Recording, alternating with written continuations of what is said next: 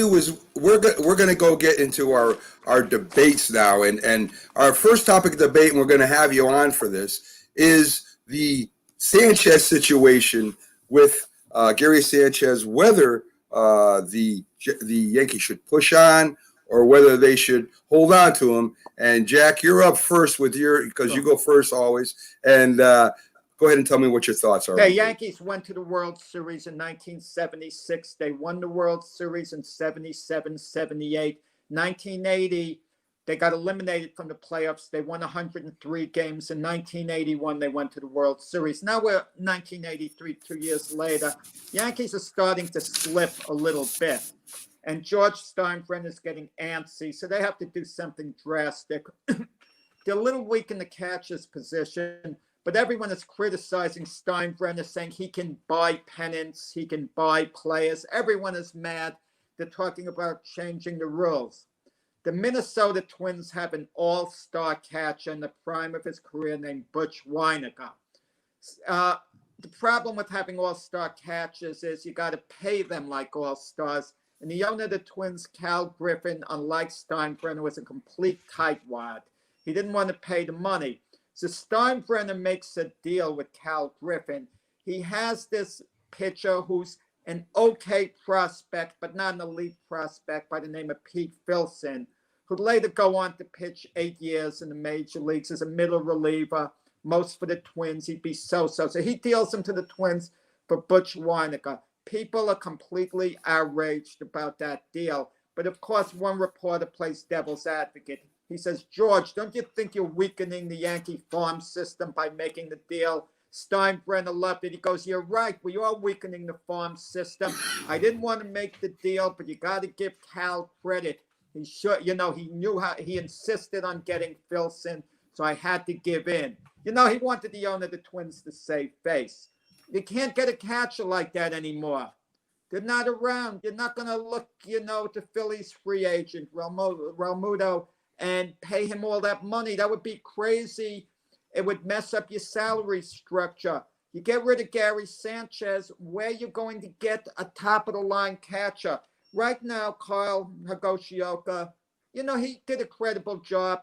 He's he showed he could be a part-timer. Gary Sanchez could be a part-timer. You could fill in the gaps. I mean, Higashioka was Garrett Cole's personal catcher. He'll remain that way next year. And Gary Sanchez is the type of guy, you get rid of him, the potential is still there. He didn't have a full season this year. He was dreadful, okay?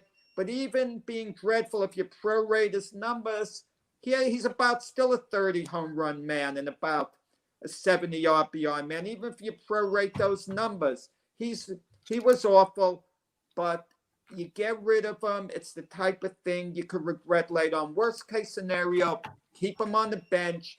Let's see if it works out this year. I just want to see a little more evidence. And also, a factor too, you're not going to get anything for Gary Sanchez in return that's meaningful at this point. Reestablish his trade value. Let him get off to a good start next year. And then when he's at a certain peak value, you hope he gets there. Trade him. One last thing. Giancarlo Stanton. We could be having this discussion about him before the playoffs. Let's get rid of the bum. He's this, he's that.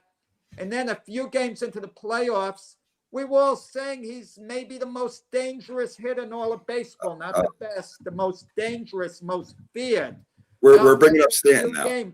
We're all front runners, every single one of us. We're front runners. Listen, Jack, please. Why are we bringing up Gary Stanton? Because his value plummeted. Why are we bringing him up? That has nothing to do with whether we should keep Sanchez or not, right? It pains me to say, Jack, it's time to get rid of Gary Sanchez. The backup catcher outplayed him double, triple time. He's better defensively than Sanchez. He hit better than Sanchez. He has a little pop in his back. Gary Sanchez couldn't hit a ball a beach ball if you threw it underhand to him right now. Defensively, he took a step back, believe it or not, last year. He goes to a camp, works on with a catcher coach, works on his defense, and gets worse. and he can't hit the ball worth anything. I don't care if he hits 20 home runs, Jack. He can't hit the ball. He's batting over. He's just barely batting 200. He listen. He get hit on the 200 in fantasy. No kidding. Listen, Jack.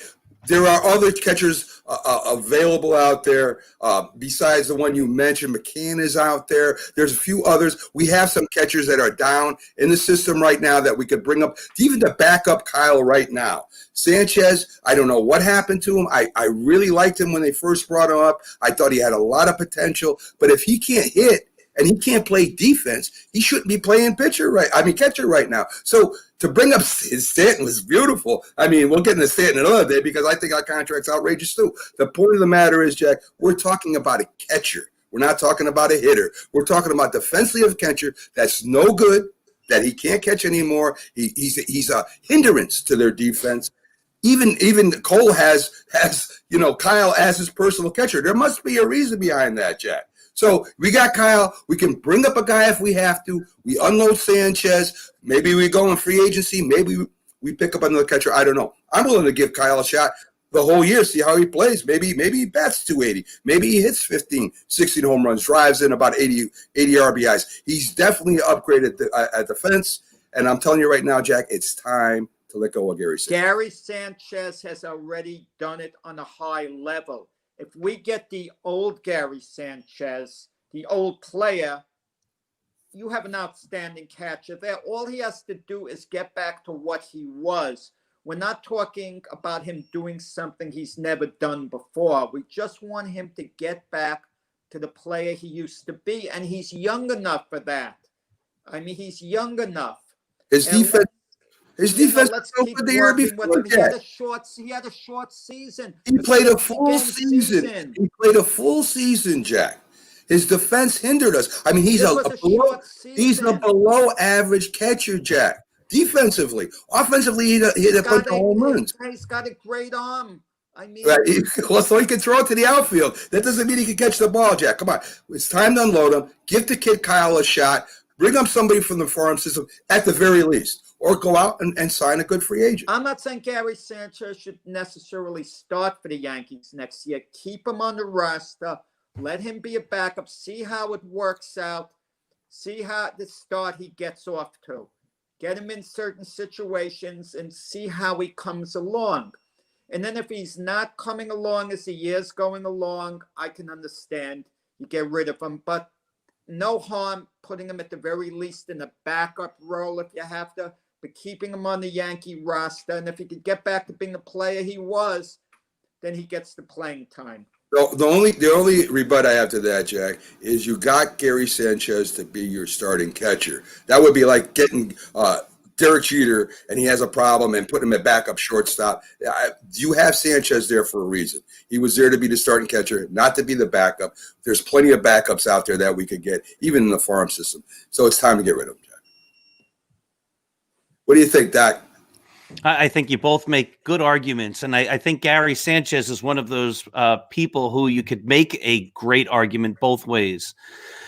I think the problem with Gary Sanchez is what you were just saying at the end there, Mac, that he casts a huge shadow. If he's on the team, he's got to be the starter. I don't think there's any other way around that. He's Gary Sanchez, and if he's on the team, he's the Gary Sanchez everybody wants him to be, the guy who was great in 2016 or 2017 and has all this potential and could really carry a team. The problem is every year he seems to regress a little bit. He improved his defense, I think, 2 years ago, but it went backwards again this year. And instead of him slowly progressing, he's actually regressing every single year. And at some point, a team has to say, like, we've tried this, we've kept doing the same thing over and over again, and it's not getting better. In fact, I think you can make an argument that the reason Girardi was let go at the end of 2017 was because he was having problems with Gary Sanchez. But Aaron Boone has not been able to get the great Gary Sanchez to show up at the field, right? It hasn't been Sanchez hasn't had his best years with Boone. He had his best years with Girardi. You mentioned the name James McCann. He is a free agent. He's out there. You could go with a situation where James McCann and Kyle Higashioka, share the catching duties. They're both right-handed hitters, so they wouldn't platoon. So again, I guess I come back to this. If you're going to stay with Sanchez, he's got to be your starter. And I just don't know if he is good enough to be a starter anymore. But if you get rid of him, he is the type of player who, when he goes to another team, you have to say, like, we're getting rid of him knowing he could become a star for a couple of years, and we just have to live with that. His time in New York ended. He couldn't do it here for whatever reason. He couldn't make it work with this Yankee team. So we cast him aside. We go get somebody else, knowing it's going to be a step back maybe, but maybe it's a step forward because the distraction of him starting and all of that goes away. Yeah, and I think too, Jack and Doctor, that a lot of players cannot play in certain ballparks or under certain conditions. I mean, New York to play for the Yankees in the history this team has, and what the fans expect of their players is a lot for, especially for young players. Derek Jeter, as you said, they were thinking about trading him, and I think it has a lot to do with the pressure of the New York media, of the fans, and the owners hear this, and the GMs hear this, and then the players hear it, and it's for some people anyway. For some players, it snowballs on them. Maybe it gets in their head. Maybe they're young and they just can't handle it. Some flourish here, but it is a big distraction playing in New York. He already established himself here. Well, it didn't look like it this year, Jack. Yeah, not this year, but he already showed he can play in this market. Okay, Well, it's not like he never did it here. This isn't like a Sonny Gray type situation. Right. He showed he can do it in this market, but for whatever reason, he lost it. You don't expect that of a young player. Okay, expect it of an older player as his career's winding down. He doesn't have it anymore. What's the reason that Gary Sanchez lost it?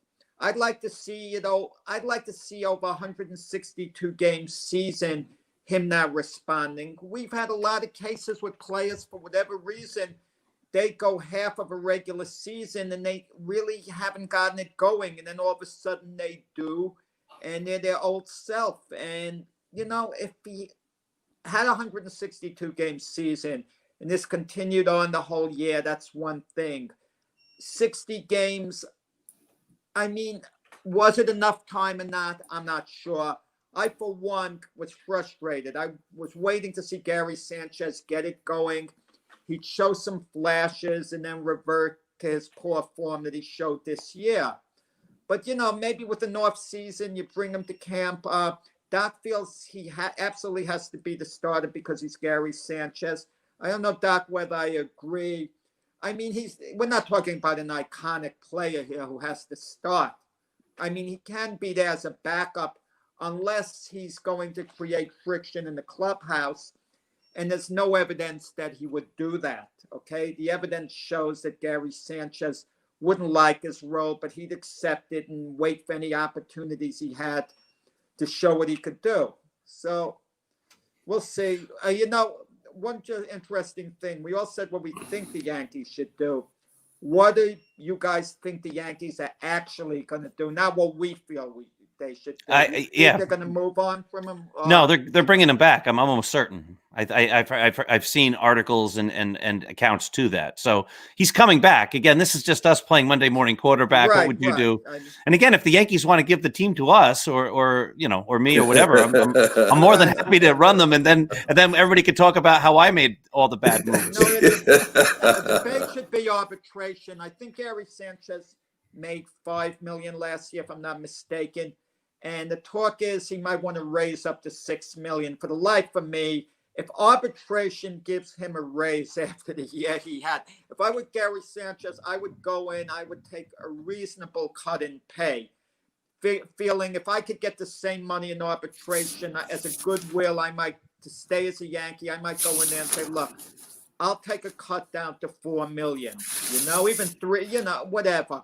Just to remain a Yankee, to show my sincerity and tell them, look, I'm going to rebound from this. I'm willing to take a cut in pay this year to show you what I can do moving forward. That last year was kind of flukish, short season. It isn't going to happen again. I'd make it clear. And I think that's what the Yankees would want to hear. Him coming into their office, telling them I'll take a cut.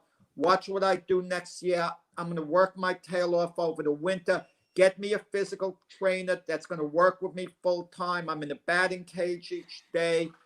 take the initiative and show the Yankees, give them a reason to want to keep you, because I get the feeling we can't go inside their minds, but right now they might not know the answer themselves. Brian Cashman might be wavering back and forth with Hal Steinbrenner.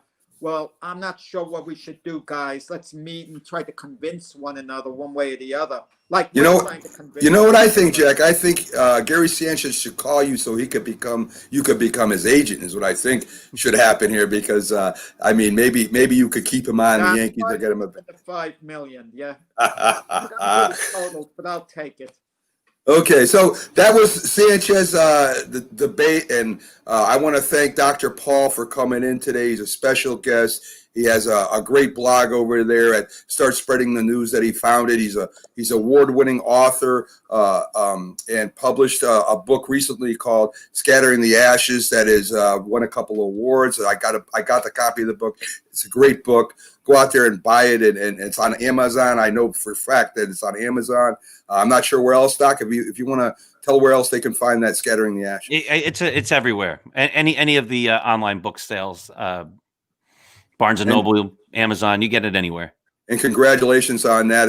It's a great book, and we thank you for coming over. Hopefully, we'll have you back on next week, and we'll talk a little bit maybe about the World Series should be coming up then, guys. So it'll be interesting to see whether the Astros can make that comeback and win that series, and if Atlanta still has a chance of putting the Dodgers away. They won last night. So great having you on again, Dr. Paul. Thank you. Great to see you guys. See you soon. And you have a great day, my friend. You too. So that was Dr. Paul Semendinger, one of the most knowledgeable guys I know as far as Yankees and baseball overall. I mean, the man can go back in years and talk about the Giants and the Dodgers and anything New York and baseball. He's a very knowledgeable man. Great guy. It's always great having him on the show, Jack. So let's get to the updates, Jack. That maybe we can talk about a little bit about what happened last night. We got a big fight coming up today, and let's get to our updates. So let's start with the Astros, Jack. What do you think about the Astros making that big comeback? I mean, it's out of control over there. I'm going to tell you, I'm surprised. I thought Tampa Bay was going to sweep them going in, and when they won the first 3 games, I thought, maybe Houston can grab a game. Now it's 3-3. And that's a rarity in sports. It's a rarity that a team down 3-0 comes back and wins the next 3, forces a 7th game. We've seen teams a lot of times come back from a 3-1 deficit and come back and win the series. Right. But something about 3-0, the psychological effects are so great. I mean, it's so rare that a team does that in any of the major sports. And it's only happened one time in baseball history, the Red Sox against the Yankees in 2004. Ouch. And they went on to win the World Series, Jack. So if that does happen, does that make the Astros, if they do that, the favorite to win the World Series, no matter who the National League? The TV executives, so on, they want the right teams in the World Series. And as fans, we want the teams that have charisma. Now, the Dodgers are down to the Braves 3-2.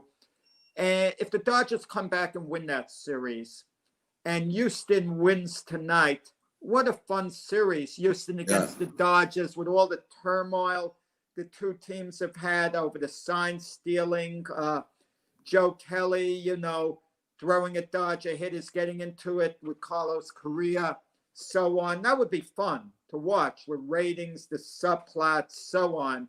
I'm not sure an Atlanta-Tampa series, it wouldn't be too intriguing. That would be okay for baseball purists, but the entertainment value wouldn't be so great. I'm a little annoyed that the Astros in Tampa went to a 7th game.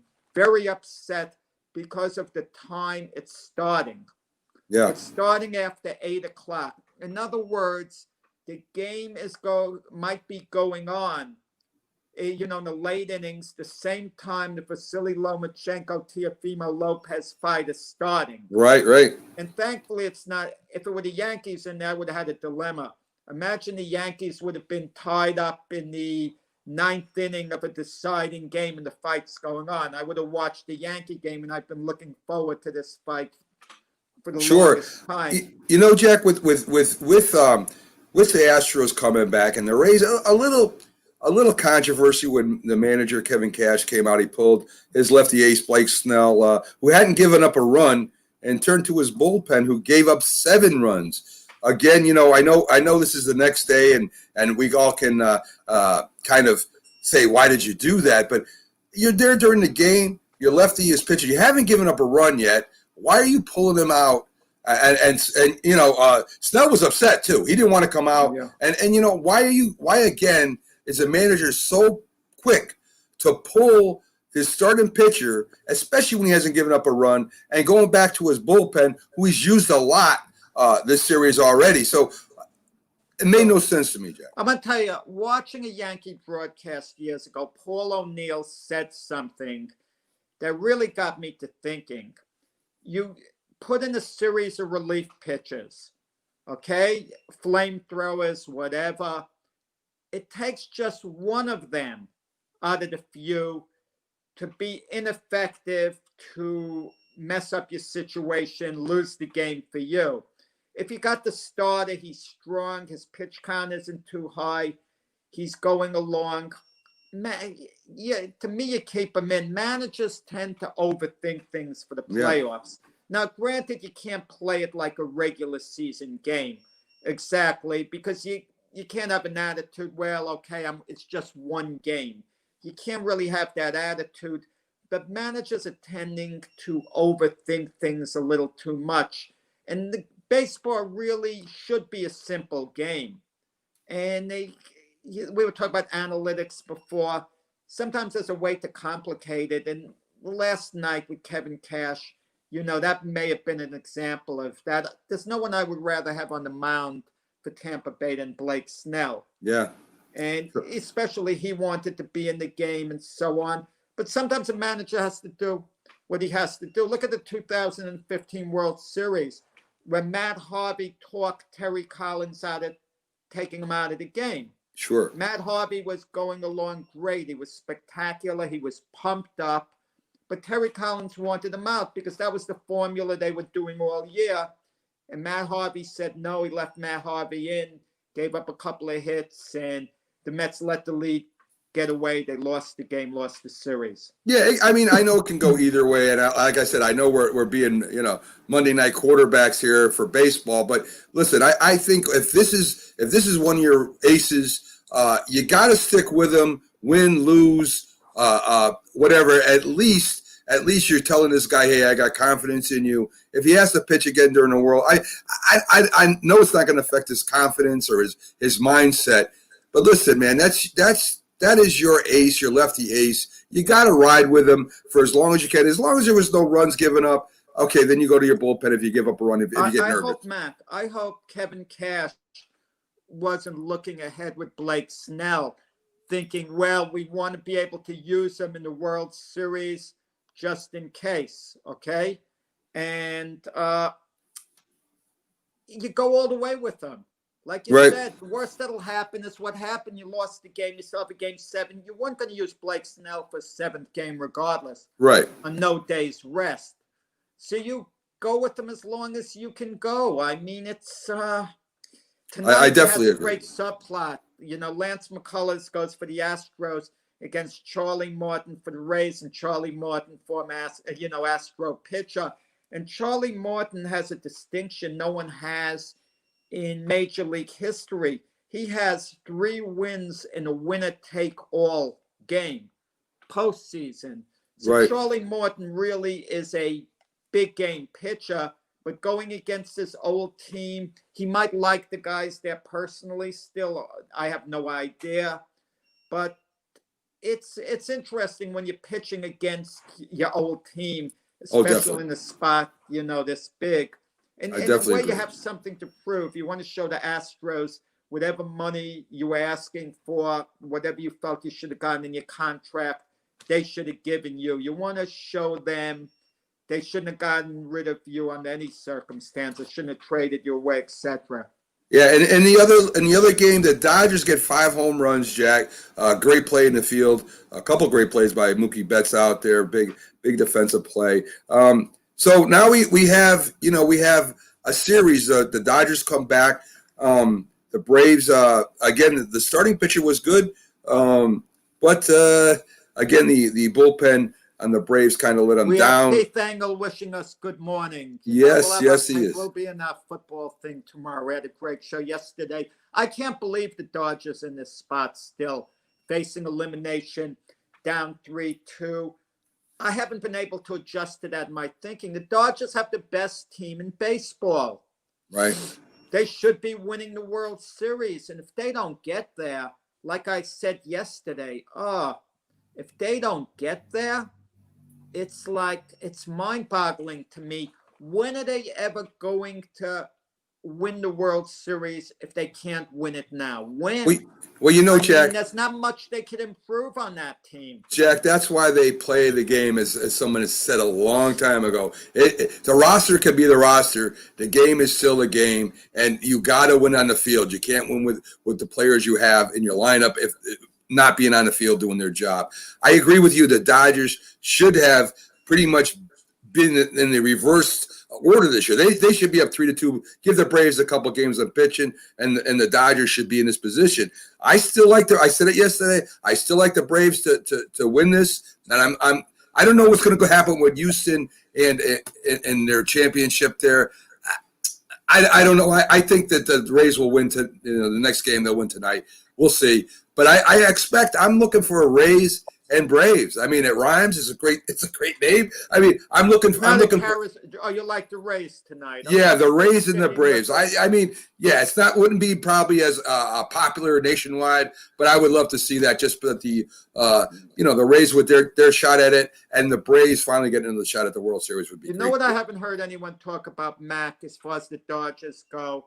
And maybe they'll talk about it if the Dodgers get eliminated. When the Dodgers made that deal for Mookie Betts to come over to them, David Price was included in that. Right. David Price decided to opt out because of COVID, and I'm not criticizing him for doing that. He made his decision. I respect it. And even though there are not supposed to be any repercussions for the organization towards a player, and there wouldn't be any outwardly, of course, you better believe behind the scenes when you see the vast majority of players playing, there are not a few grumblings about David Price. He should be here, so on. We could really use him. And, same with the Mets with Marcus Stroman. Sure. It doesn't exactly help you stuck going forward when you opt out like that. Very few players are in a position where they can opt out and there couldn't be repercussions in the slightest. Okay, yeah. A player like Mike Trout, if he wasn't going to play for the Angels next year, the Angels would have to accept it and couldn't, right, on any circumstance with a player like that. But someone like David Price, with the Dodgers having some pitching difficulties this series, it would have been nice had he been there for them, but I'm not criticizing him at all. I do respect definitely understand what you're saying there. We do have, you mentioned the big fight tonight, Lomachenko and Lopez. While the Astro-Ray game is going on. I'm going to watch the Astro-Ray game. I have to miss the undercard fights. You got to get two TVs, Jack. I'm looking forward to. You knew I'm going to be scanning back and forth. There you go. Between fights, between rounds. But I don't want Lopez and Lomachenko starting with a 1-1 score in the ninth inning. Extra innings, right? I don't want that. With boxing, you got to watch the fight. I mean, I can't watch baseball and boxing at the same time if it's a big fight. But when they put on Lopez Lomachenko, no one was counting on this. What I'm mad about is the scheduling. At least put the Dodgers and Braves as the second game, because it's not a deciding game per se, not a seventh game. But right, and it should be a terrific fight, Jack. I know you're going Lopez. I got Lomachenko, and I'm excited that we have a boxing match of this magnitude on ESPN tonight. Great fight, guys. Go over there and check it out tonight. The Dodger Brave game starts earlier, like 5-6 o'clock or so. I forgot the exact time. But once it gets started, what a night of entertainment sitting in front of your TV. You're not working tonight, Mac. Oh, of course I am. Of course I am, You Jack. It's the are. weekend. It's the weekend, Jack. That's what we Get do a in the little food business. radio, Mac. You used to Yes, have one of those little transistor radios. Yes, we do have a miniature TV, but normally we're busy and I can't really watch it anyway. But I can hear it, so I'll definitely be tuned into both, going back and forth too. I'll have somebody controlling the panel over there for me to make sure that I get all the information. So, Jack, we're going to take a quick break really early so we can get back to the debates, and we'll go ahead and we'll do our seventh inning stretch. I'll play a few commercials, and then we'll be right back with more debates, and that's what this show is all about. So we'll go ahead and we'll do a quick commercial here, and we'll be back on the other side, guys. Sure.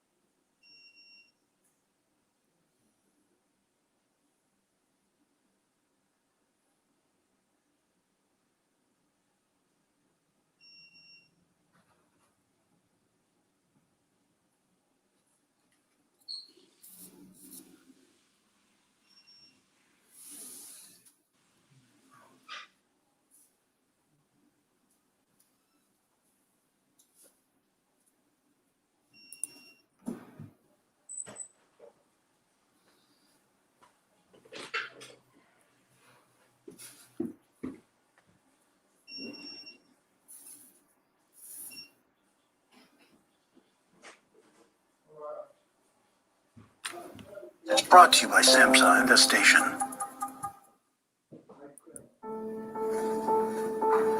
We all make choices. When it comes to alcohol, kids make choices whether to drink or not. Bye. Bye-bye. Remember, I'm going to Alex's party tonight and sleeping over. Hey, have a seat for a second. Remind me about that party again. And adults make choices whether to talk about it. That's true of parents and every other trusted adult in a kid's life. Kids want to know our expectations when it comes to alcohol and other drugs. They want guidance and honest answers to their questions. And it makes a difference when the message is consistent and part of everyday conversations. So talk with your kids and help lead them on a positive path. Because when you talk, they hear you. For more information about talking with your kids about underage use of alcohol and other drugs, visit underagedrinking.samhsa.gov. If you talk and they will hear you every single time. Now we're getting killed. Yeah, well, Kyle's not here. How come? Kicked off the team. Didn't Tim tell you? Kyle and some other kids got caught drinking beer in the park a couple of nights ago. Really? Yeah. 0 tolerance. He's out for the season. Come on, it's the first offense, right? That we know of. But why should that matter? He knew not to drink. I've made it clear to Matt, that's what we expect from him. What have you said to Tim? Nothing really. You know, a lot of kids try it at this age, so. Yeah, well, a lot of kids don't try it too. I'm not saying that Matt's going to be this perfect kid, but if I don't tell him what we expect and why he shouldn't drink, how's he going to know? You think kids that age really listen? They never admit it, Bill, but they hear more than you think. Talk. They hear you.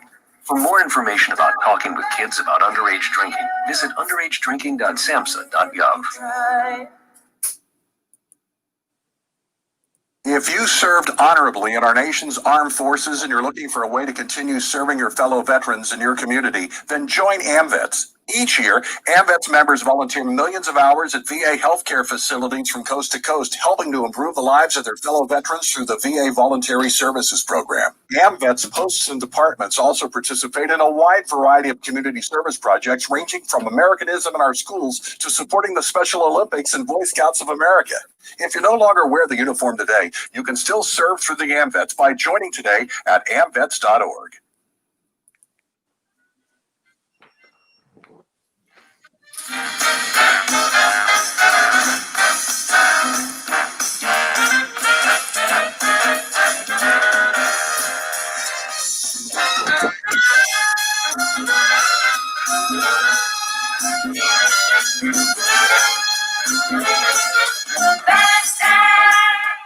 Welcome back to the Mac and Jack Sports Show. Coming out of our commercial break there, and hopefully you're enjoying the show so far.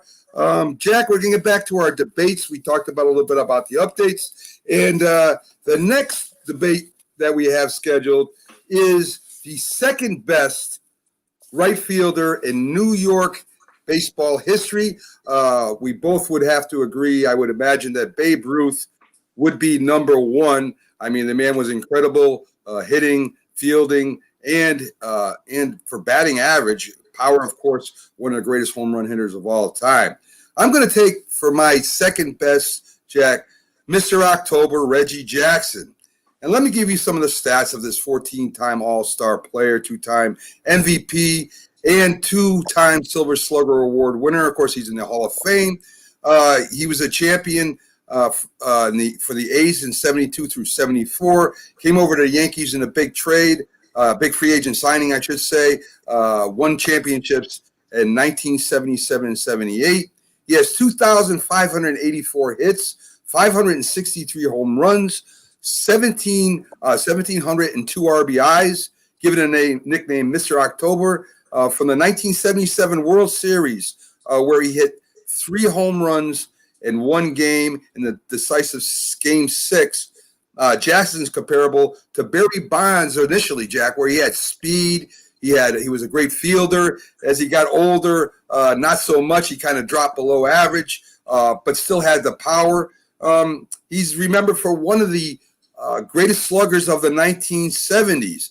So, Jack, I mean, there are other choices that and probably you're going to bring another one up.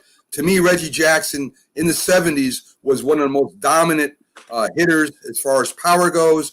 And as I said in the beginning, he had the speed and was a great fielder. And Reggie Jackson is my choice for the second best. Mac, either you misunderstood the question, I did. I think what you're referring to in your choice, Reggie Jackson is the second most charismatic right fielder in New York baseball history. Babe was the most charismatic. Reggie was the second most charismatic. I agree with that completely. What I don't agree at is you inferring he was the second best right fielder in New York baseball history. Heck, Reggie Jackson only played 5 years of his career, people don't realize, in New York for the Yankees. Okay, Right. They got rid of him at the end of 5 years. He did phenomenal things, in October. But keep in mind, it's April, May, June, July, August, September. Not so much those months. The greatest right fielder in New York baseball history, next to the Babe, was Mel Ott. Mel Ott had a 22-year career in New York for the New York Giants from 1926 through 1947. Reggie Jackson had a lifetime batting average of 262. Mel Ott had a lifetime average of 304 in 22 years. Mel Ott hit 511 homers. Reggie Jackson had 42 homers over his career, but Mel Ott was playing in an era where the ball wasn't quite as lively as when Reggie Jackson played. Mel Ott also was a perennial all-star 12 times. 6 times he led the National League in home runs. He also went to World Series. He went to 3 of them himself, in which they won one. He's a Hall of Famer, but Mel Ott, unlike Reggie Jackson, had a sharp eye. You know, he led the league in walks 6 times. And walks 6 times, I mean, this man was always getting on base. Now, Reggie Jackson, during his time in New York, Billy Martin had to walk out to the outfield and pull Reggie Jackson out of the game for his defense. And Reggie Jackson admitted, with all the pressure he was under, defense was his weak link, and the weak link broke. Well, Mel Ott was a good defensive right fielder. The wall at the Polo Grounds where he played was a very tricky wall where the ball would carry him off. Mel Ott was so good playing the carom that runners gave up trying to run from first to second base on the carom off the wall. And Mel Ott was also the first player in Major League Baseball to post 8 consecutive 100 RBI seasons, 8 consecutive 100 RBI seasons. And I got to tell you something. If you compare cold numbers, okay, of Mel Ott's World Series performances, he played 16 games total, to Reggie Jackson's, it comes out pretty close. In 16 World Series games, Mel Ott had 10 homers, 4 RBIs, and batted .295. Now, 16 times 10 is 160. That makes it a full season. So that's the equivalent of 100 RBIs and 40 homers. Jack, I'm glad you brought up the Polo Grounds. Do you realize the right field, I shouldn't have to tell you this, was 258 feet. That's not even equivalent to a little league field as far as hitting home runs. I could have hit home runs batting righty, just going to right field with line drives. That 511 home runs is so padded, it's ridiculous. He's a left-handed batter. All he has to do is hit a line drive that would be a double or a single or even an out in most outfields. Reggie Jackson, there's a short porch at Yankee Stadium, but it's not 258 feet, Jack. That's a little league fence he was hitting home runs over. Balls went 258 feet. He was hitting homers. Reggie Jackson, I was at Game 6 of the World Series. His third homer was majestic into the center field bleachers. Was majestic. But the first 2 were line drives into the short right field fence, which is fine. I don't care what the distance is. Oh, it matters. Over the fence. Oh, it definitely matters, Jack. And Reggie was a very good fielder when he was with the A's. He was almost an excellent outfielder when he was with the Oakland A's in the prime of his career. I'm saying he's the second best New York right fielder, and we're talking about postseason, Jack. The man was golden with home runs in postseason. He led the Yankees in home runs during the regular season. You're saying he didn't do nothing during the regular season. Reggie Jackson's first year with the Yankees, he finished behind Greg Nettles in homers. I agree with that. Greg Nettles had some power. Greg Nettles' defense was extraordinary. He contributed so much more. But Reggie Jackson was great for the tabloids. And Reggie now Jackson was outstanding. But if I'm going to tell you, Mac, who would you rather have a bat in his hands all the time? Someone like Gary Sheffield or Reggie Jackson? That would stop you in your tracks. You'd have to give it some serious thought. He was charismatic like anything, and he was a big-time player. I'll tell you, he was better than Mel Ott. In the World Series, I would have nobody else's bat besides maybe Babe Ruth and Lou Gehrig. I would have that bat in Reggie Jackson's hand in the World Series every chance I could get. Because Reggie Jackson would cause dissension in the clubhouse. Mel Ott was loved in the clubhouse. Mel Ott went on to become a player manager late in his career. That's how much he was revered. Reggie Jackson, Ken Holtzman, when they were both with Oakland, said there's not enough mustard in the world to cover that hot dog. That's what he said about his teammate. He comes to the Yankees. He's attacking Thurman Munson. Something about stirring the drink the wrong. Munson could stir it the wrong way. Players weren't even talking to Reggie Jackson that first year. Well, I'll tell you, if he's so unliked over there, he's still working for the Yankees. Jack in the front office. So somebody over there. What's he contributing? His profile there, and in all due respect, where does he have a job? Special advisor to Brian Cashman. I mean, it's like he's a legacy and he's thrown out there because they're not that many. But, you talk about Yankee baseball history. Reggie Jackson was here for 5 entertaining years. I mean, the entertainment value he gave us was great. We all loved watching him play. He was exciting. He was explosive. He, all due credit to him for committing one of the great base running scams of all time when he stuck his hip out in the World Series, and how he could con the umpire into letting him get away with it. That was brilliant. Yes, I mean, I remember that was one of the great plays of his career. That's very true. But Reggie loved the camera. He loved the limelight. Him and Billy Martin made for a heck of an entertaining battle going on back and forth. And listen, we all love watching Reggie play the young version, and he loved entertaining us. Yes. But for who is strictly better, you know, I would have to go with Mel Ott. There've only been 6 players in Major League history to spend 20 or more years with one team. One team only. Mel Ott's one of the 6. Well, I'll tell you, if Reggie Jackson had that 258-foot wall that was at the Polo Grounds, I bet that he would have hit maybe another 200 home runs, Jack. So in the second phase of our debate, Jack, we're going to do the greatest tight ends in local teams' history. So that includes Giants, Jets, Patriots, Bills, and Eagles. And let me hear what your choice is, Jack. Listen, there could only be one guy. Popular. I talked about charisma before. If I was a football player on defense, the one player who I would fear having to tackle would be the Rob Gronkowski. He has the ball. He's coming at me. He'd run towards defenders. He didn't mind crashing into him, running him over. It was like a freight train. Stopping Rob Gronkowski when he was in full flight with the ball was the same way as trying to defend LeBron James once he made his move to the basket and he's in full flight. I mean, wow.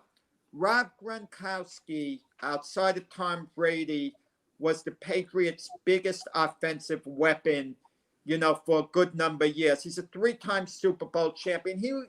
Rob Gronkowski's Tom Brady's security blanket. When Tom Brady went to the Buccaneers, one of the first things he did was tell the organization, the coach Bruce Arians, I want Rob Gronkowski on my team. He talked Rob Gronkowski out of retirement because that's his security blanket. Like I said, he's a 5-time Pro Bowler. He was on the NFL's 100th anniversary team. I mean, his receiving yards is over 8,000. His, you know, touchdown receptions, 79, 533, you know, receptions. Great blocker. And Rob Gronkowski, just the force he is, the threat he's at tight end. You could always count on Rob Gronkowski. I mean, there wasn't a more physical tight end in the history of this game than Rob Gronkowski. Well, Jack, I think that because of it is football, a lot has to do with what team you're on at what time. Not that Rob Gronkowski is not great. Rob Gronkowski had Tom Brady. He was under a system with one of the greatest head coaches of all time. So I didn't go with Rob. I went with Ben Coates from the same team, the Patriots. Now, Ben Coates didn't have Tom Brady. He didn't have Bill Belichick at the time. But Ben Coates in his prime was one of the most feared tight ends in the league. He also was a 5-time Pro Bowler, went to 1 Super Bowl with the Patriots in '93. He won one with the Ravens in 2000. He has 499 receptions in 9 years, 5,555 receiving yards, and 50 TDs. In 1993, he had over 1,174 yards. The best quarterback he ever had was Drew Bledsoe. And, you know, with football being a team sport, again, I say that it has a lot to do with what team you're on, under what coaching system, and in what in what scheme you're in. And why it's a very hard choice is because of that to me, Jack. But I'm telling you right now, Ben Coates, if you get a shot to watch him in his prime, not only had the power, had speed, was a good blocking tight end. If he had, and of course these are ifs, if he had Tom Brady back then, Ben Coates may be the all-time leader of tight ends and receptions and yardage. I would challenge anyone to watch Ben Coates, watch Gronk highlights, and tell me that Ben Coates in his prime is not better than Rob Gronkowski. Well, I'll tell you, he's not. Ben Coates was outstanding. He wasn't as good as Rob Gronkowski. Now, you mentioned, well, he didn't have Bill Belichick as a coach. He had Bill Parcells as a coach. And you yourself, Mac,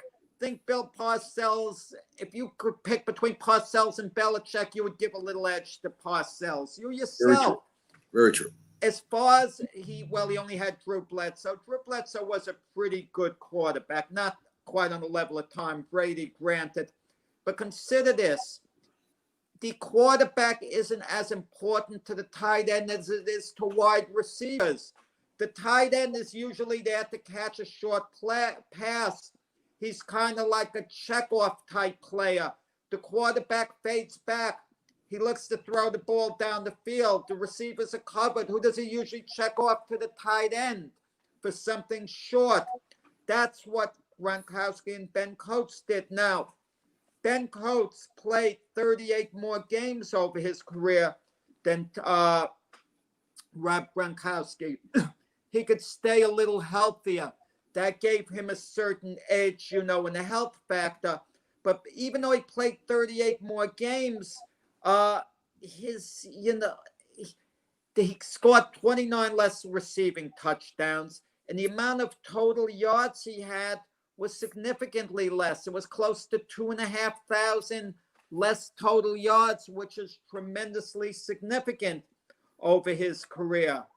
And, Ben Coates, nothing but good things to say about him. Nothing but good things to say about him. But it's hard to imagine, had he been there instead of Rob Gronkowski during the Patriots' glory years with Tom Brady, his performances would have picked up somewhat, but not gotten to the point of Gronk's.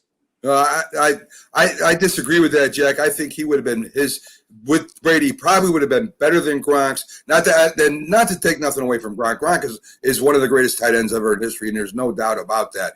But I think that because of the circumstances, he played for Parcells in a '93 season, and that's the only chance he had to go into a Super Bowl. And if he had a steady regime he could have played under for those years that he was in with the Patriots, I think he would have been right up there with Gronk's numbers. I think he's a better athlete than Gronk. He could break the long one better than Gronk. But again, 11 yards per reception Ben Coates had as opposed to Gronkowski's 15 yards a reception. So it showed Gronkowski, once he caught the ball, basically can go for a few more yards, meaning he was harder to bring down than Ben Coates. Yes. Okay. So, Jack, I'm going to even give you that one. I still think Ben Coates is up there close to Gronk. So let's change gears here a little bit. We're going to talk about the greatest Boston head coach, professional head coach in any sport, and we picked the two that we thought were the top: Coach Red Auerbach from the Celtics, or Bill Belichick from the Patriots. And Jack, I have to go with Bill Belichick, and this is no disrespect to Red, and this is why. First, the sport of football itself, it's 10 times more physical than basketball. There's more potential injuries to your top players. There are almost 5 times as many players to keep track of. There was more squads with the offense, defense, and special teams with different players. There are probably 10 more different schemes, strategy, formations, plays than in basketball to coach and keep track of. There was more adjustments to make during the game in a football game than there is in basketball. I mean, you go from zone to man. I mean that's your biggest adjustment, or who you matching up against. In football, it's a whole different ball game. The Patriots have had an incredible amount of turnover in players also, Jack. There wasn't a lot of players besides Brady, Gronk a little bit, that stayed with the Patriots during the Bills regime for a long time. There's a big turnover as soon as players either get to where they want more money or they kind of get a little bit past their prime. The Patriots move on and get new players to fill the roles, and they don't lose a step. You go to 9 Super Bowls in 20 years is nothing less than incredible, with 45 players and all with different personalities. And to be that successful, Jack, and that kind of sport it's unbelievable. to have that kind of reign, that regime that has won the AFC East, I think 20 years in a row, there's nothing like it. Red Auerbach was a great a great professional head coach with the Celtics. Had a hell of a run with Bill Russell and the Celtics over there. But to compare a head basketball coach to a head football coach with the same amount of success almost, you'd have to give the edge to Bill Belichick. So you're picking football over basketball. As a coach, Well, yes. Let me tell you about a coach is a coach. Situations might be different according to sports, the nature of sports, and the nature of football and basketball are obviously somewhat different. But at the end of the day, you're a coach. Red Auerbach had a saying, "I don't handle men, I deal with men." And it makes me think about what we talked about yesterday with our New England Patriot correspondent, Keith Engel, who mentioned that Tom Brady and Rob Gronkowski were mad at Bill Belichick for not playing Malcolm Butler in the Super Bowl, feeling whatever he did, it didn't warrant sitting him out. Okay? So right there, Red Auerbach never had that problem with his players. And if he did, he listened to them. He listened. Red Auerbach wouldn't have sat a Malcolm Butler out. He would have dealt with him. Bill Belichick had some problems dealing with players for whatever reason. Now, Red Auerbach's accomplishments, when you look at it, it's off the charts. And when I talk about Coach Red Auerbach, I'm talking about the role he also assumed. As soon as he stepped down as coach, he basically did what Phil Jackson did with the Knicks, or what Pat Riley is doing well with the Miami Heat. We think of Pat Riley as an executive as well. If the Heat are going to win an NBA championship or come close the way they did this year, we defer to Pat Riley. We feel, wow, what a great job he has done with the Miami Heat. Red Auerbach was a 9-time champion, NBA champion as a head coach with the Boston Celtics. And right after that, they won 7 championships with him completely running the organization. That's 16 championships. Red Auerbach, he could get down dirty with the best of them. You talk about Bill Belichick with Spygate and with this and with that, getting every little edge. Look at Red Auerbach. The opposition would come into the locker room.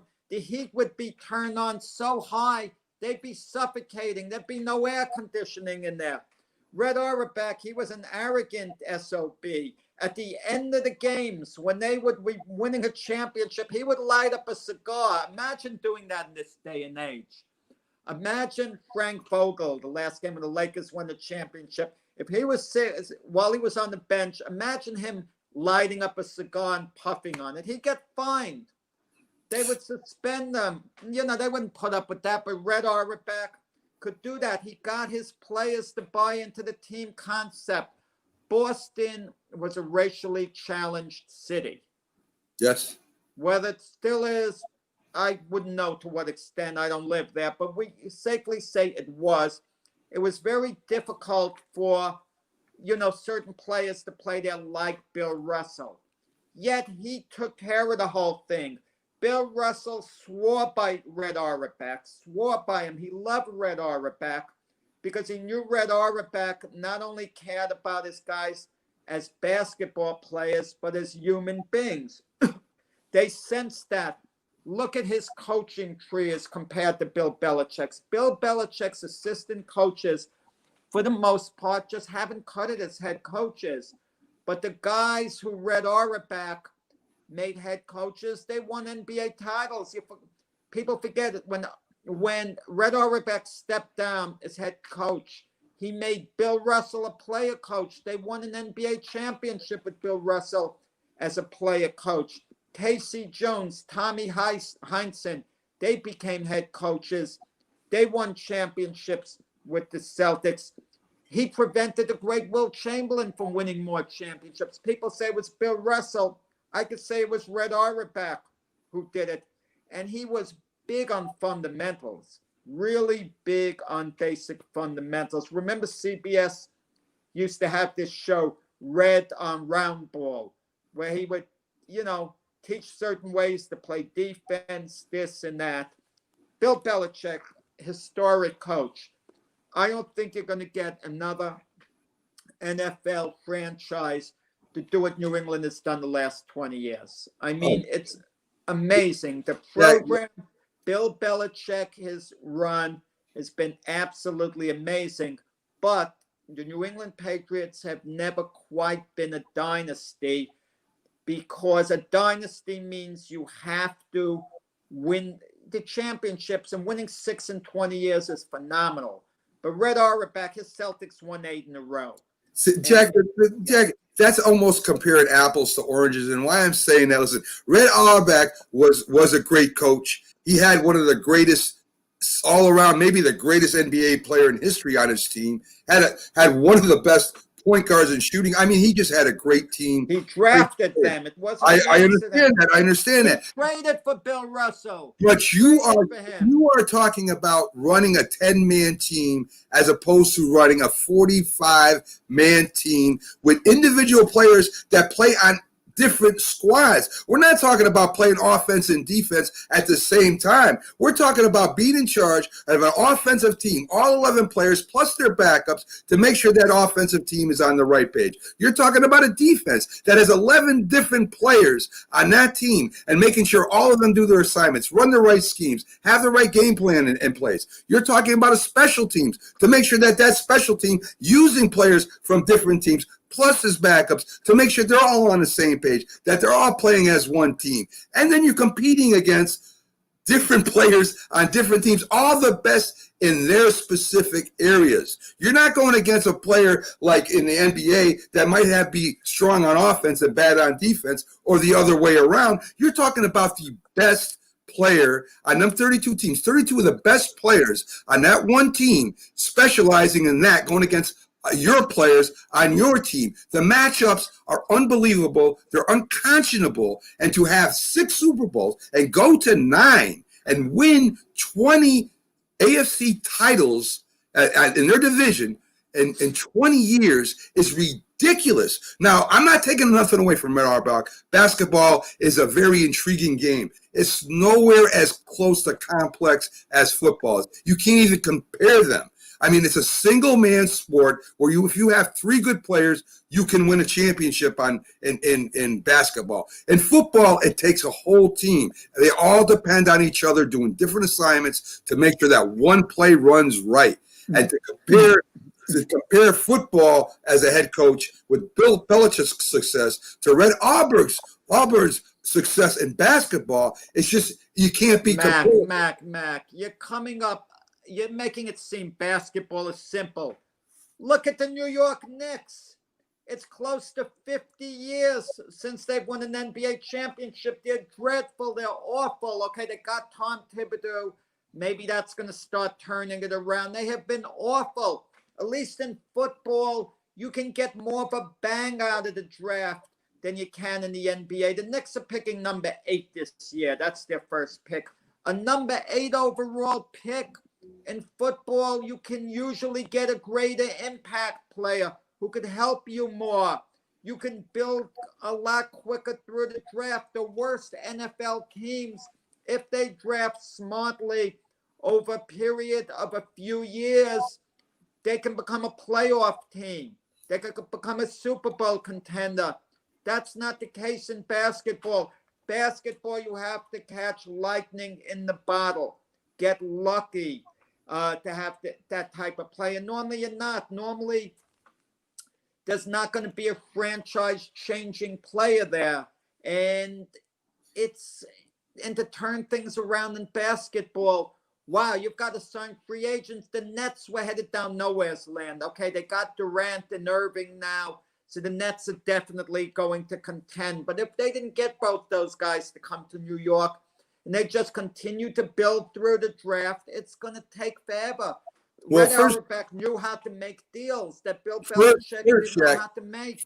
First, Jack, the Nets were playing outstanding ball before they got Irvin and they got Durant. They were a playoff contending team, and they could have continued building through the draft, and I think they would have been fine. That might be the biggest mistake they've ever made. Secondly, the Patriots are constantly rebuilding in their team, in their squad to become the team they are every year. They're constantly remolding that team. They don't stand pat like you can in basketball. In basketball, you can have 2-3 good players and stand pat for 5-6 years, and you can make a run at the championship every year. Football is not that way, Jack. As you see just what happened this year with the San Francisco 49ers. They're falling off the face of the earth. The Rams the year before, they go to the Super Bowl. They're 7-9 the following year. There's always they had a winning record last year. well, Man. maybe 8-8, maybe 8-8, maybe. I'm not sure. You might be right. The point is, they fell way off their Super Bowl contending form the following year. But they're back in the Super Bowl. But they're back in form. The Patriots do not lose a step, Jack. They lose, they're back in the Super Bowl next year. They go to Super Bowl. Look, listen, Bill Belichick is great. Bill Belichick is great. One of the greatest coaches in NFL history, one of the greatest coaches in sports history. But we're talking about Red Auerbach here, okay? It's Red was so revered around the NBA. When people put someone on Mount Rushmore of NBA coaches, they have to look towards Red Auerbach. If we forget Bill Belichick for a moment and just look at all-time great NBA coaches or great basketball coaches, you put guys like John Wooden, Dean Smith, Red Auerbach. You put a select few up there. You do that with Bill Belichick in football. You put him up there with Vince Lombardi, etc. Okay? So it is like splitting, hairs in a way. It's different sports. But when I look at what Red Auerbach did as an executive as well, he kept the Celtics going the same way the Patriots did. And you got He's been involved with 16 championships. And you gotta also acknowledge that Bill Belichick is the GM of the Patriots, and he won with the Giants as an assistant coach, as a defensive coordinator. His contribution with the Giants is sometimes overlooked.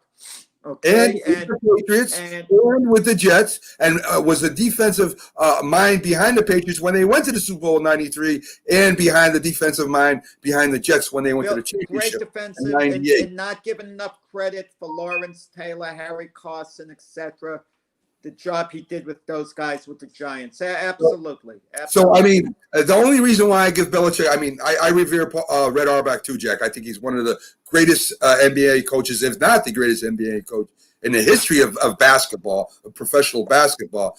But just because of the game alone is the only reason, and the situation of the game with players is the only reason why I give Bill Belichick the edge. So next, Jack, we're going to go to the most overrated statistic in sports. And you're up first on this one, Jack. The one statistic I hate when I hear are assists in basketball, especially I hear this triple-double nonsense. It is so overrated, okay? I'm talking about assists, but I have to expand it just for a moment with the triple-double. A guy could shoot 4 for 18 on the night. The 4 field goals total up to 8 points, and you can make 2 foul shots over the course of the game and get 10 points. That's one leg of the triple-double. The other leg is going to be 10 rebounds, which is a nice number, but amongst the 10 rebounds, they're earned rebounds, but certain rebounds come right to another player. The way the ball bounces off the basket, etc. But 10 rebounds, once you get into double figures, that's a nice total. But the assists, it drives me crazy. Assists are so overrated. Notice the greatest players in the NBA rarely have a lot of assists because they're busy scoring, rebounding, etc. And assists rely on the scorer. Okay, listen, you and I could get an assist, Mac. We could dribble up the court, throw the ball to someone wide open in the corner. They hit a shot. We get an assist. Okay? Very overrated. but there are certain good assists. Magic Johnson driving to the basket, dishing it off on a no-look pass, fooling the defense. I love those assists. They're meaningful. Unfortunately, not enough assists are meaningful. It's usually the last guy to pass the ball to someone who scores. You get someone like John Stockton. When people want to point out how great he was, and he was a great player, they point to him being an assists leader. The reason he was an assists leader, he couldn't be a scoring leader. He wasn't good enough. So those assists, overrated statistic. Russell Westbrook, he had triple doubles, which drove me crazy. There was one game with Russell Westbrook late in the game when he was with OKC. They were blowing out the Golden State Warriors, and someone on his team missed a shot. And Russell Westbrook shouldn't have even been in the game at that point. They were so far ahead OKC. And one of his teammates missed a shot, which prevented Russell Westbrook from getting his triple-double, his 10th assist. And Russell Westbrook was upset. And the players on the Golden State bench were laughing about it. That's how ridiculous they thought it was. Assists can basically be gotten by anyone. Only some of them are meaningful. So I just don't like that as being an assist because it's not nearly as important as rebounding or field goal percentage. Well, Jack, are you kidding me? I mean, if you take a look at Larry Bird in his prime, and he was more or less a point forward, not only a great shooter, made unbelievable passes to Kevin McHale, the Chief, set these guys up for easy baskets down low. And as you mentioned, Magic Johnson with the run, their show, he hitting. I can still see him hitting Worthy. I still can see him coming in and feeding Kareem down low. It makes not only the team better with assists, it makes the team more together. It makes them more proficient down low. I'm not talking about the assists where you hit the guy in the open court for a three-pointer. I'm talking down low when you're driving or you're a shooter that they got to respect and you bring it down under somebody else. It's the ultimate team play part of the basketball. I mean, even with Isaiah Thomas, you look at him when he was running the Pistons. The Pistons were a physical team. Isaiah could take over a game with scoring. You had Vinnie Johnson out there also. But, man, he fed them guys down low. They were a physical team. It made the Detroit Pistons, to me, the assists from Isaiah Thomas that made them champions, not only with their tough defense. I think assists are not overrated at all. I think they're a big part of basketball. I think the most overrated statistic in sports, Jack, is interceptions. Interceptions, when they put that tag on a quarterback that he was intercepted, he's maybe responsible for about a third of them. They're more a result of a few things.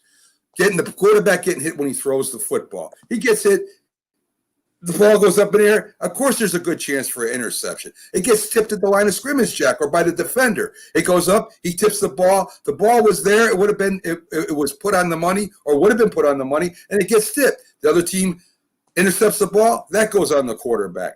The wide receiver. The ball goes straight through his hands. The guy's behind him. Interception. That again is put on the quarterback. If the wide receiver breaks off a route, he stops running. The quarterback's anticipating him still running. He stops. The quarterback throws where he's supposed to be. The defender's there. Interception. That's on the quarterback. It's a stat that, to me, is almost a throwaway stat. There should be interceptions related to the quarter or by the quarterback should be the stat. I mean, listen, you're at the end of the game, Jack. It's the fourth quarter. You're down by 2 touchdowns. There's 3 minutes less. Guess what the quarterback's going to do? He's going to throw the ball. The defense knows it. The biggest advantage of the offense is, one, the offense knows what they're doing and the defense doesn't. All of a sudden, it's the end of the game. It's the third quarter. It's the fourth quarter. It's the end of getting close to the end of the half. You want to make a play. The defense knows it. They're going to drop back. They're going to cover for the pass. They're going to put a big rush on you. It's almost giving the play away. So to me, interceptions are the most overrated stat there is, especially when the quarterback isn't the reason for at least 2/3 of them, Jack. Mac, you may as well change your tune and say turnovers are the most overrated, meaning, well, a player just happened to fall on a fumble. It doesn't mean he's a good defender. Coaches hate turnovers. They always say the difference between winning and losing are the turnovers. We can't afford turnovers. That's all they're pounding into guys' heads. Don't turn the ball over. Granted, some interceptions are harder than others. We were talking about the Tennessee Buffalo Bill game. Yeah, we were talking about that yesterday. And the 2 interceptions Malcolm Butler made in that game for Tennessee, the first one was thrown right to him. Is that an overrated interception? It's overrated in the sense what Malcolm Butler accomplished. All he did was catch the ball. You expect it to if it's thrown right to you. But it's not overrated as far as the quarterback throwing it. A lot goes into an interception. It's kind of like a science. A quarterback with time to throw and having receivers who are open doesn't throw interceptions, okay? That rarely happens. Interceptions happen because the defensive line pressures the quarterback. So that doesn't make an interception overrated. There's a reason for the interception, why it took place, because the quarterback was under pressure, had to get rid of the ball sooner than he wanted. Okay, the beneficiary is going to be the cornerback who might be standing there, you know, in a certain coverage, but even that's not accidental. A lot of times these guys on defense are playing a soft zone, so he's expected to be there. So he just happens to be there and the ball's coming to him and he intercepts it, okay? His catch may have been overrated as far as on the box scores. Oh, so-and-so intercepted a pass. But there's so many times where a defender has to stick with the receiver for a certain period of time during a play. The play breaks off, and now it's every man for himself. That's not overrated. You have to have the instinct to be at a certain area of the field. Every interception has a story behind it. There's always a reason behind it. We don't know who to believe. How many times have we watched an interception that it seems like the quarterback just threw a bad pass and the defender picks it off, but he was counting on his receiver to cut a certain way? Listen, Mac, you play competitive football, right? Yes. I play two-hand touch. Okay.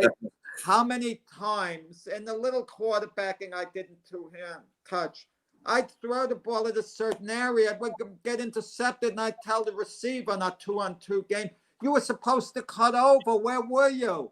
Yeah. You know, What I'm saying, Jack, I understand what I'm talking about is counting it against the quarterback. Those stats, if you look at Eli Manning, for example, a good example of Eli Manning. Eli Manning played on a bad team with a bad line and for years. And there was a lot of times at the end of the game or the end of the quarter, he's trying to make something happen. So he goes back to pass. He's trying to, the defense knows he's passing. The pass rush is coming. And he doesn't have that amount of time. He doesn't have 3 seconds or 4 seconds to pass the ball.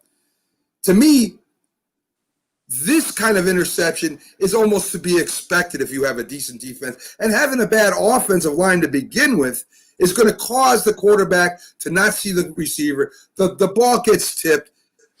That is a play made by that stat should be given to the defense and not taken away from the quarterback is all I'm saying. If you're going to judge the person's interception, you have to know why that interception was made. It wasn't made because there was a bad throw or he was trying to put it into the window or maybe he led him to the inside instead of the outside. That is all on the quarterback. But if the ball gets tipped on a line of scrimmage, if the ball goes through the receiver's hands, that should count against the receiver, not against the quarterback. So when you go up and you look at this guy's lifetime statistics and you say, well, he has 118 touchdowns, but he has 116 interceptions, about maybe a third to a half of them he's really responsible for. He can't catch the ball. He can't block for himself, and he sure can't call the plays at the end of the game saying, well, instead of throwing the ball, we're going to run the ball.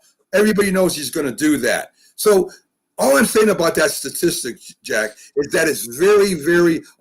It's not a real stat based on what the quarterback does on all the times. It has a lot to do with the receiver and what happens to the ball on the way there. Well, some of these stats, they should be able to split down the middle. How many times have we seen a ball go through a receiver's hands, but the ball was thrown somewhat high, but because it's the NFL, we expect the receiver to catch the ball, or we use the term, it was a catchable ball. Right. I remember one of the famous drops, not interceptions, drops in Super Bowl history when the Cowboys played the Steelers and Roger Staubach, threw the pass to Jackie Smith and Jackie Smith dropped it. And I remember Roger Staubach saying something that I was thinking, even though Jackie Smith got all the blame for supposedly dropping a wide open pass in the end zone that may have impacted the game at the end. He said, it was half on me and half on Jackie. And Roger did throw the ball kind of low.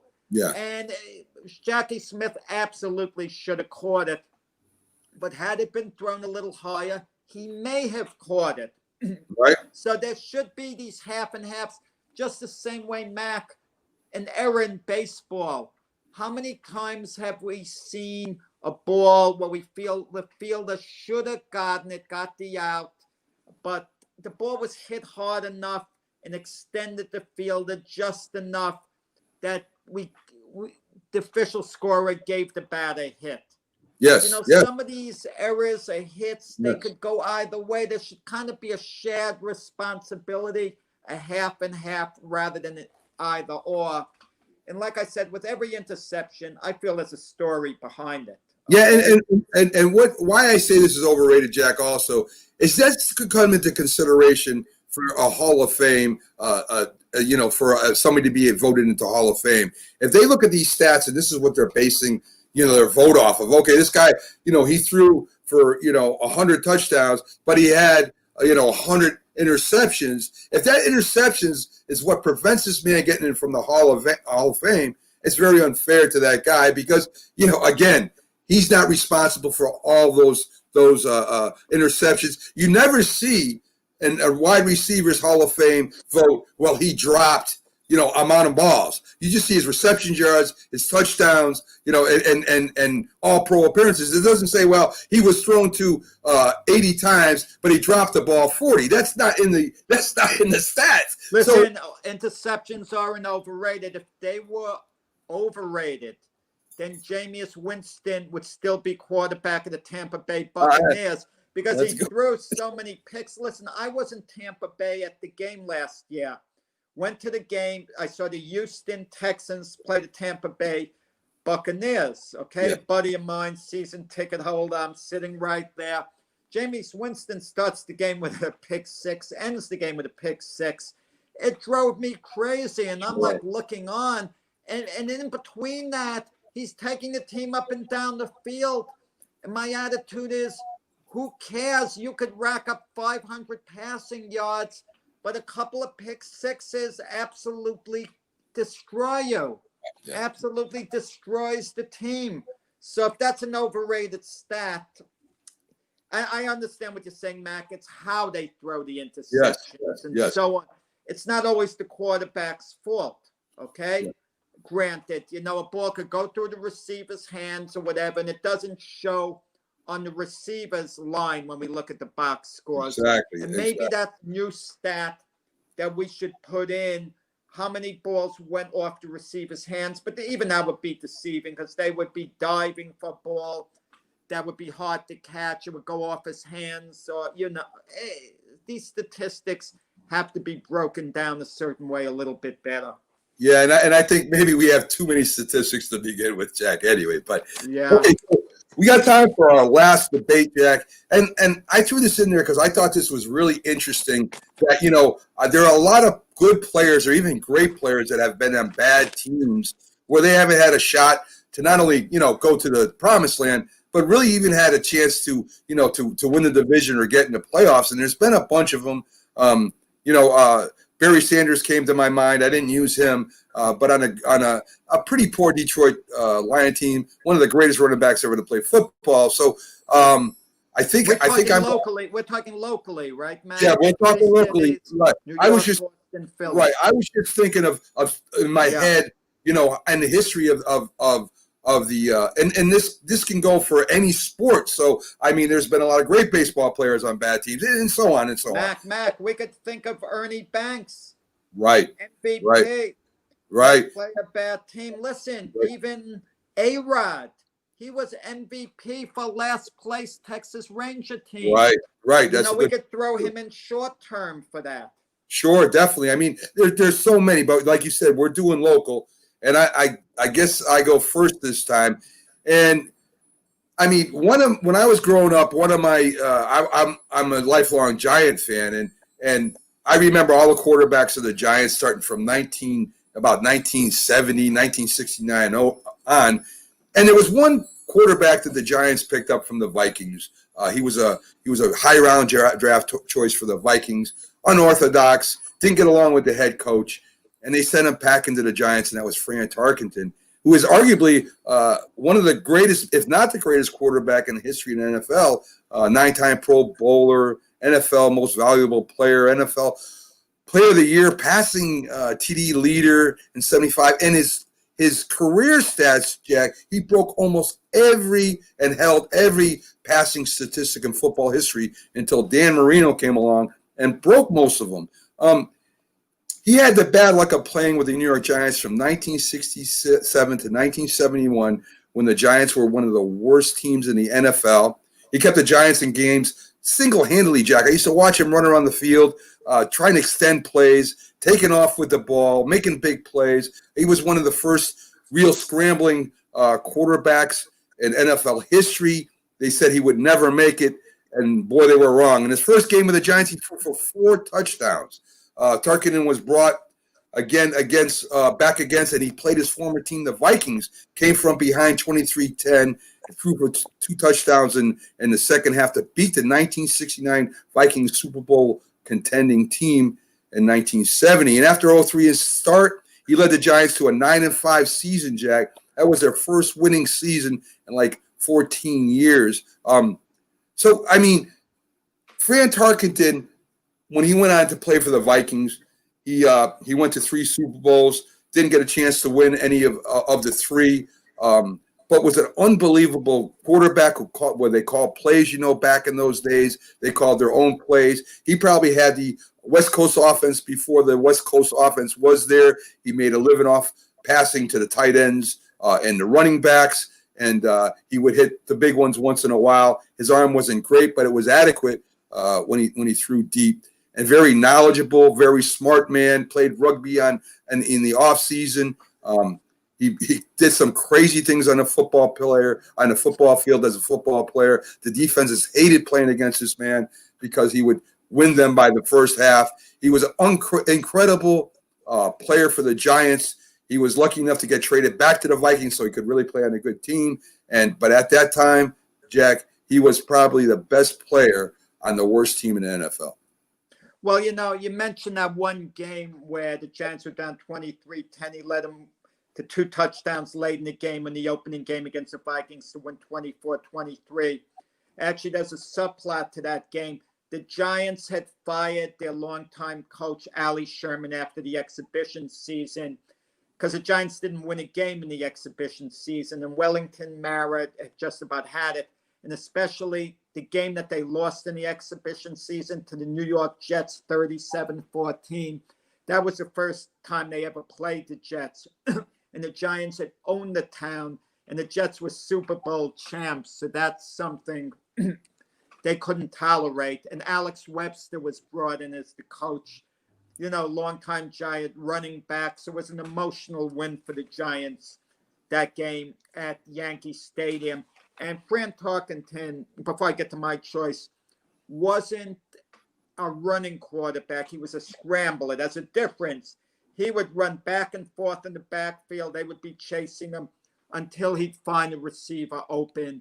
And But Jack, he is one of the Russian leading quarterbacks of all time, because sometimes you have to take out with the football. But as you're saying, it wasn't by design. He wasn't supposed to run with the ball. You're right. He would run back and forth, sideline to sideline, for as long as he could before he found somebody open. So go right ahead.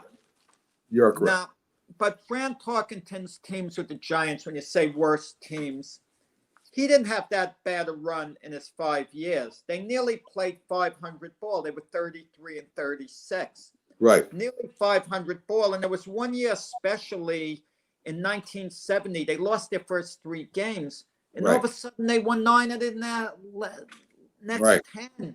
Right. And it came down to the last game of the season to see whether they'd make the playoffs. And in those days, you made the playoffs, you were 2 games away from going to the Super Bowl, but they lost their last game of the season to the Rams, and they didn't make it. So his Giant teams weren't that bad. In his 5 years, I believe he had a couple of other 7-7s, a 6-8 in there. They weren't that terrible. So my choice, I had to look for bad teams. I couldn't look towards the Yankees. The Yankees have never had a bad team. So what do you do? You look towards the Mets. The first name that came to mind was Ron Hunt of the 1962 expansion Mets. The Mets were awful, and Ron Hunt finished second to Pete Rose for the Rookie of the Year award. Second to Pete Rose. So Ron Hunt was a really good player on an absolutely awful Met teams. But Ron Hunt was only there 4 years. So I had to go back and forth. I'm sticking with the Mets. I don't know how great a choice this is going to be, but I'm going with Jacob deGrom on these Met teams the last 3 years.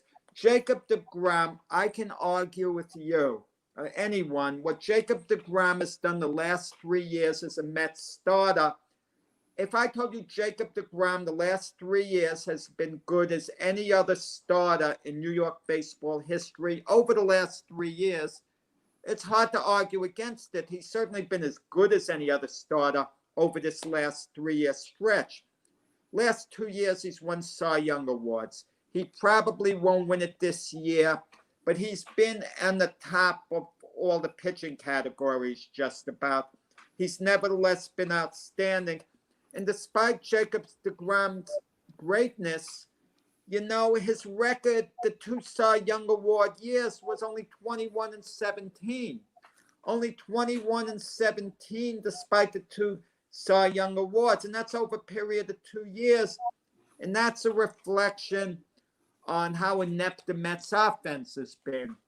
So not an easy call. If we expand it to all the sports, I would have either said Ernie Banks, legendary Chicago Cubs shortstop at the time, you know, won a couple of MVP awards for an absolutely awful Cub teams. But the guy I probably would have said was number one if he left New York sports would have been Archie Manning. Yeah, that's good. Quarterback for those Saints teams. The Saints were an expansion team. They were beyond awful. Archie Manning isn't thought of as being an all-time great quarterback because he played for an all-time bad team in the Saints, okay? Yeah. But Archie Manning was the equivalent of what Roger Staubach was for the Cowboys. But, of course, one quarterback played for the Dallas Cowboys, America's team, won a couple of Super Bowls, and the other team played for, and the other quarterback, Archie Manning, played for absolutely horrendous teams with the Saints. Well, Jack, in that thought too, I mentioned Barry Sanders. I had a thought about Jim Plunkett when he was drafted by the Patriots. He was Rookie of the Year that year, and the Boston Patriots at that time were awful too. And I think that was back in 1971, 72. He was drafted, and when you brought up Archie Manning, it made me think of that. You know, they had that Heisman race with Archie Manning, Jim Plunkett, and Joe Theismann at the time. They were the top 3 candidates. And Jim Plunkett won the Heisman Award. He goes to the Patriots, and the Patriots, I said, they were awful in 71, 72. He ended up going to the Raiders, as you know, winning a couple Super Bowls with them. So he was on my mind, too. The reason why I went for Fran Tarkenton is because I think the Giants teams weren't that good, Jack. I think he made the Giants teams that good. Just with him being quarterback and the magic he did on the field, I without Fran Tarkenton, they would have been nothing. I think he was one of the most dynamic playmakers at that position at that time, and that's why I went with Fran Tarkenton. And again, I talked about Barry Sanders. But as far as your pick goes, Jack, I mean, I could say the same thing about the Mets as you did about the Giants. The Mets last year, they made a late run. They almost made the playoffs. Their offense is good. They seem not to hit when the ball people are in position. Their bullpen kind of let them down a couple times, but they made that run last year, Jack, and they almost made the playoffs. So I don't think the Mets are that are bad. I just think they haven't got it together yet, and everything hasn't been firing. Jason DeGrom is probably to me the best pitcher in baseball right now. I mean, you can put him up against anybody, and on the team he's on, no run support. He's unbelievable. So I agree with you to a point that Jason DeGrom is probably the greatest pitcher.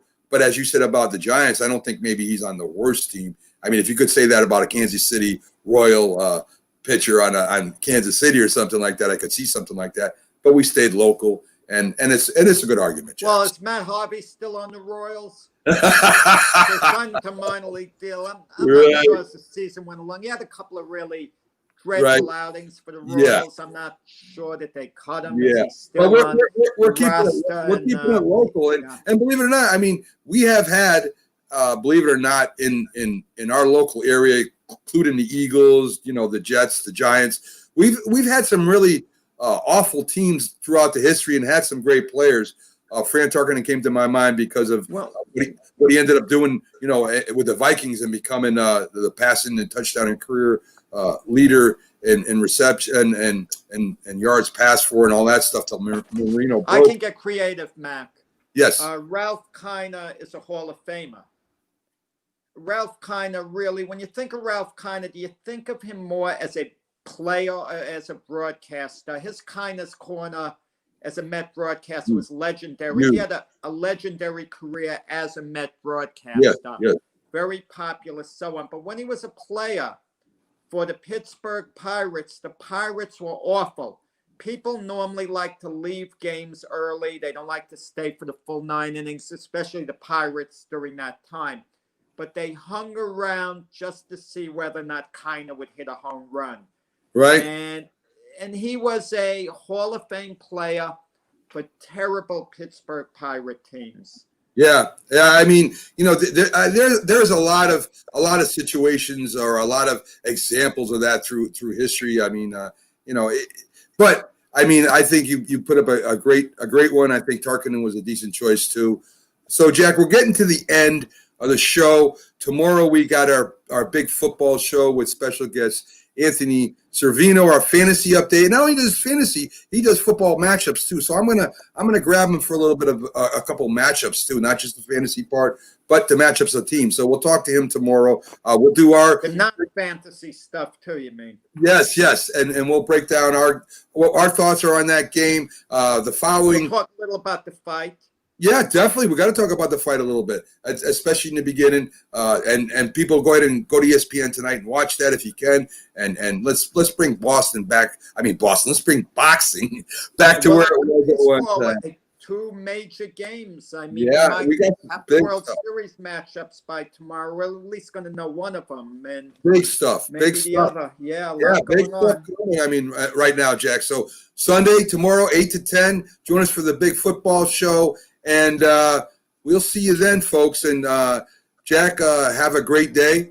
Great day. And we have enough on our plate for tomorrow that we could maybe avoid talking about the upcoming Jet game. That's a good point too, Jack. So, hopefully the Jets win something tomorrow. I'm rooting for them. So we'll see you all guys tomorrow, 8 o'clock to 10 with the big Sunday football show. Great seeing y'all. Hope you enjoyed the show, and we'll talk to you more. Have a great one, Jack. You too, Mac.